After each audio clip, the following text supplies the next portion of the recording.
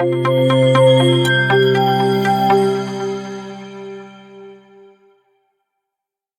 is Dr. Someshwar from Shield Healthcare. I hope everyone doing good. And I welcome you all on to the Menopause series by Dr. Payal Bhargava, a co-founder of DivineMagic Foundation. Before starting the talk, let me take privilege to introduce Dr. Payal Bhargava ma'am, who is a postgraduate diploma in ART from and reproductive medicine from Kiel, Germany.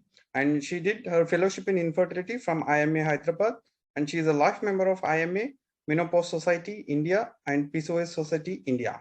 She is a member of Managing Committee of PCOS Society India and co-founder and director on board XPS Analytics Private Limited, and consultant at Sri Krishna Diagnostic Center and also consultant at Pranada Hospital, Hyderabad. And she is a co-founder for DivineMagic Foundation, a public health and awareness initiative working at grassroots level and digitally through its YouTube channel. Now, without much further ado, let me turn over the time to Dr. Payal Bhargava to take over the session. Good evening all, and welcome to our fourth session in Menopause series. In the previous episode, we have seen how diet helps in reducing menopause symptoms and morbidity. Today, we will see how exercise helps a menopausal woman. Welcome to today's webinar.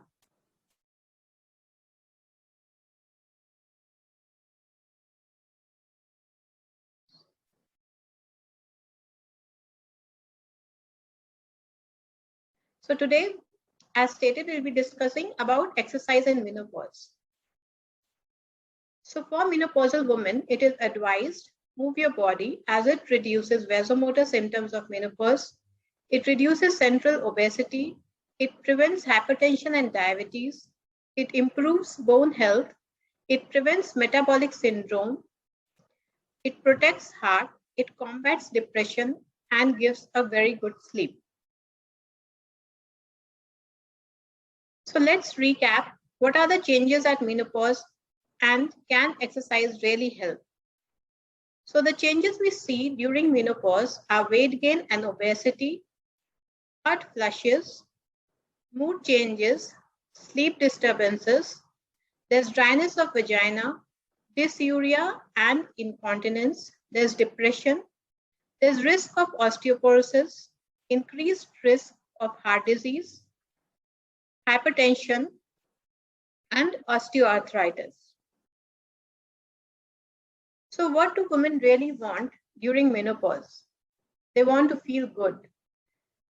They need some help in managing the symptoms, short and long-term health prevention, desire valuable me time, and mental well-being. They want to look good for self as well as for others. They want to build tone and strength, increase confidence and motivation. They want to nurture the family and friends, caring for aging parents, value strong social networks of friends. So self-love is very important during menopause. What happens in a post-menopausal woman? That is, after you achieve menopause. A post-menopausal woman lose more fat-free body mass and have greater increase in the fat mass than the pre-menopausal woman. Lean muscle mass in these women decreases 30 to 40% relative to total body mass as we see in other women. Process begins at around 30 years of age and progress exponentially with time. So actually, are these episodes which we are doing on menopause only after a woman achieves menopause? No. If you can inculcate all these changes in your lifestyle at around 30 years, most of the problems of menopause will be taken care of. The muscle strength also decreases over the same period. Initial strength loss is usually subtle, but can often be recognized by the patient at around 50 years of age. So if we start taking care of ourselves at around 30, these changes will not happen during menopause or they may be delayed. So consistent pattern of increased central adiposity during menopause is seen, and that is very important as waist-hip ratio is increased and strength is decreasing. So what causes all these changes at menopause? As we have discussed earlier, it is age-related decline in the basal metabolic rate.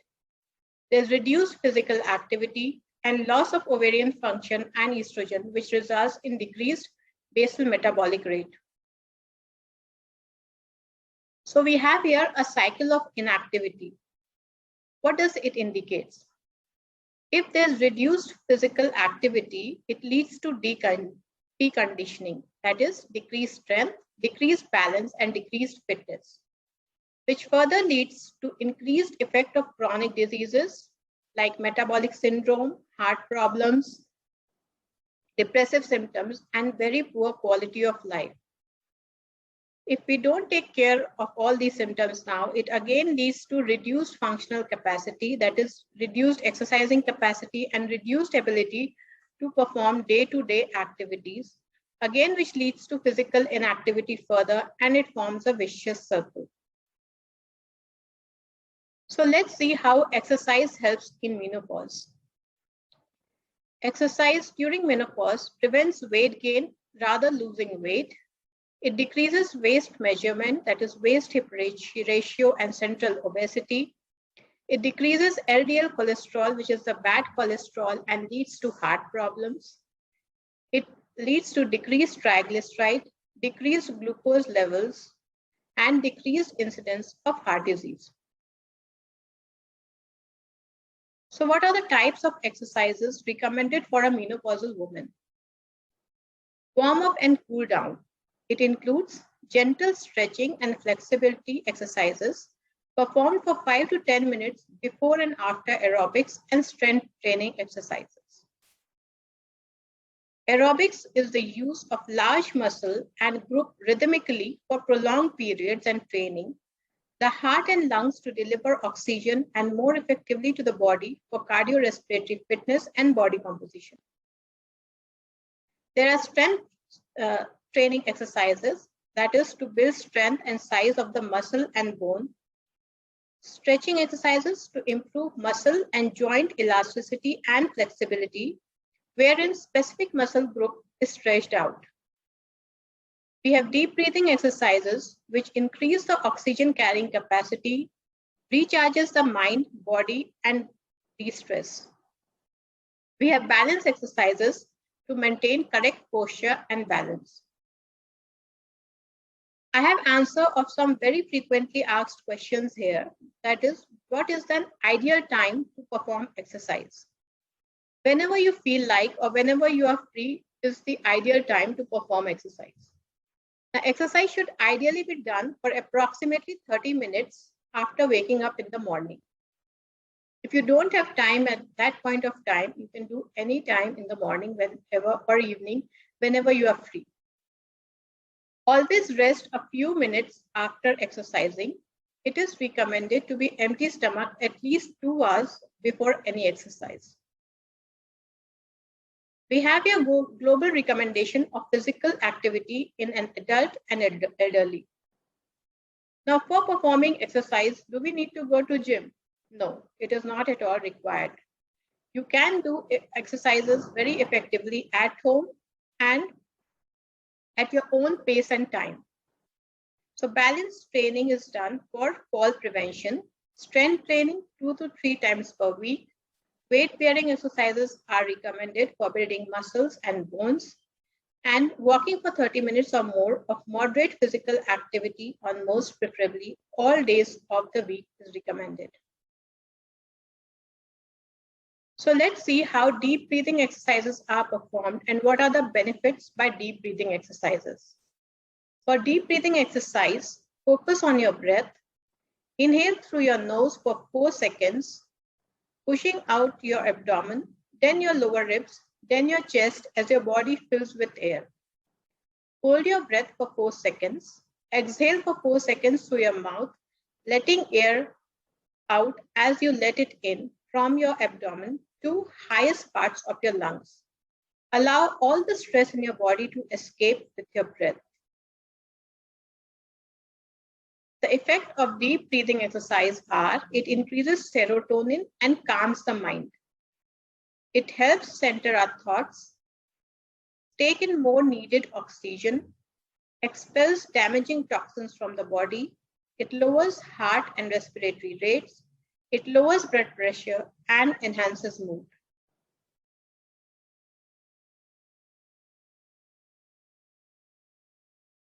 Coming to walking, how 15 minutes of walking a day can change your body.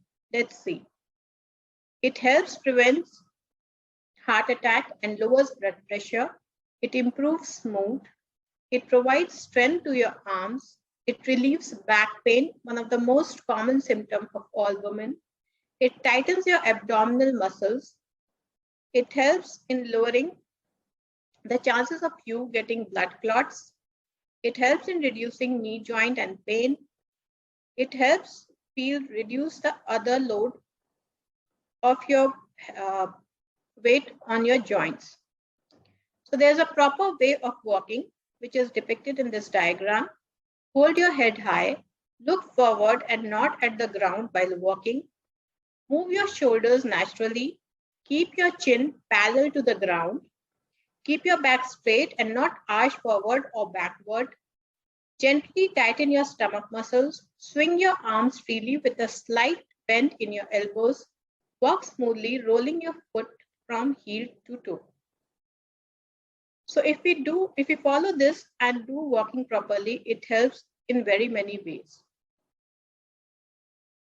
Now, the other common symptom that we see during menopause is central obesity. So just 20 minutes every day to get rid of side fat and belly fat. We have some exercises here which you can see and follow.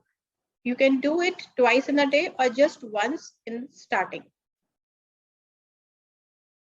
So as we all know that osteoporosis is one of the very common symptoms and is prevalent in all women of menopause. So here we have some yoga and exercises to prevent fractures and strengthen your bone. Now here, as you can see, there is calcium is typing. What does that mean? It means that when you're bedridden or you don't perform daily exercises, however good calcium we give or your doctor prescribes, it doesn't reach the bone. So it is very, very important that you do perform at least some kind of exercise for the calcium to be absorbed in the body. As we all know that metabolic syndrome leads to heart problems in a woman.